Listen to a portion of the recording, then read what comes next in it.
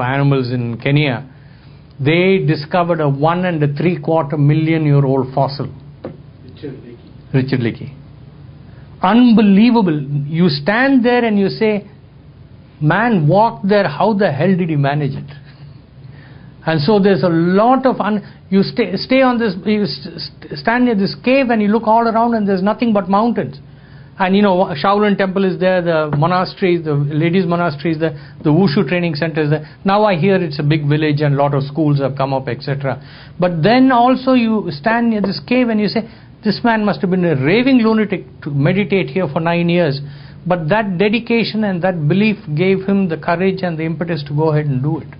It was incredible. It's incredible. Even now, I mean, you had to go to the bathroom, you had to go with the rocks, you had to wait, depend upon somebody else for your food.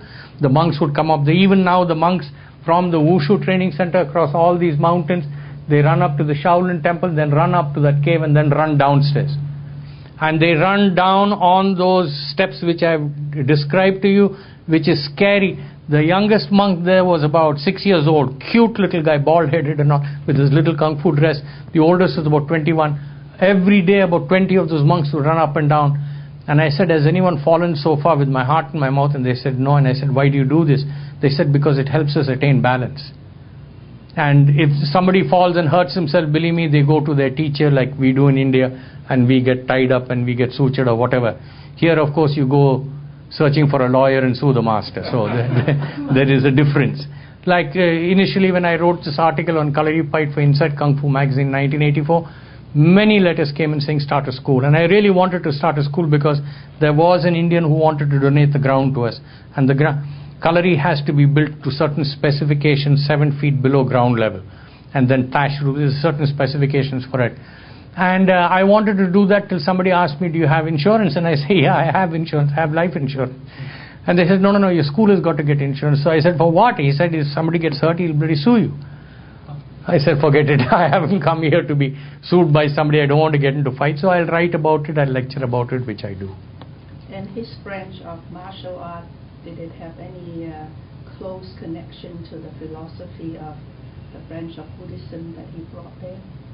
No, I think it came out of Kalaripayat, because in the murals on the walls that they are preserved very well, you see some of the movements, and even the movements in Wushu are something very much like Kalari movements.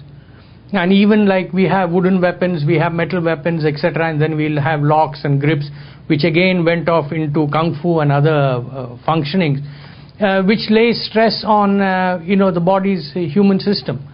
Now you have the circulatory system, the muscular system, the nervous system, etc., etc.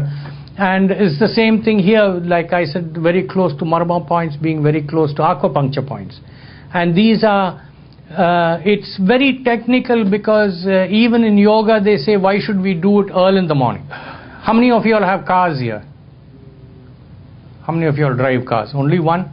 He's the courageous one because he has to find a parking space for his car. But if you shut off the engine of your car and you put your hand on the car, on the bonnet, and you try to listen to the car, you will find that there is very little movement except the movement of other cars on the road. But once you start your car, you find a slight juddering. That is the vibration coming out of the engine of the car. After some time of yogic and meditative exercises, you can put your hand on various parts of your body and you can find the vibrations of your body, which creates what you call is the aura. The Tibetan monks read the aura due to very high level meditative and yogic exercises, and they will be able to tell you basically what is the medical problem with you. We do it by a method of feel. We run the hand over the body and feel the aura, and we can tell you where there is a problem. Of course, in my heart area nothing is moving, so you won't find any vibration. But it's a situation where the vibrations of the body, we try to assimilate it again with yoga, with the vibrations of the earth. Now you're going to say, what do you mean by vibrations of the earth? The earth revolves. Tide comes in and tide goes out. 4:30 to about 5:30 in the morning, the tide is leaving. The vibrations change. And that's why we do certain specific yoga exercise in the morning to adapt ourselves to the changing vibrations of the earth. It's very technical. It takes you years to kind of really even understand it.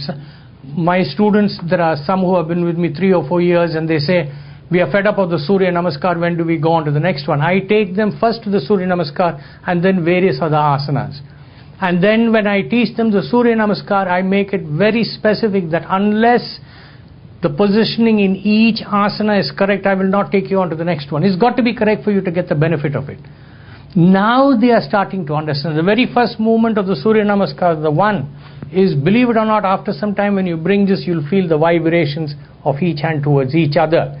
And when you do this, you're not losing energy or the prana or the life force.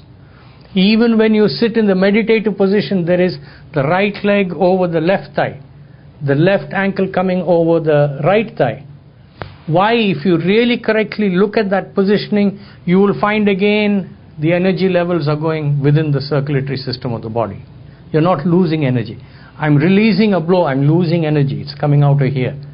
It got to go towards each other. It's safeguarded inside the body.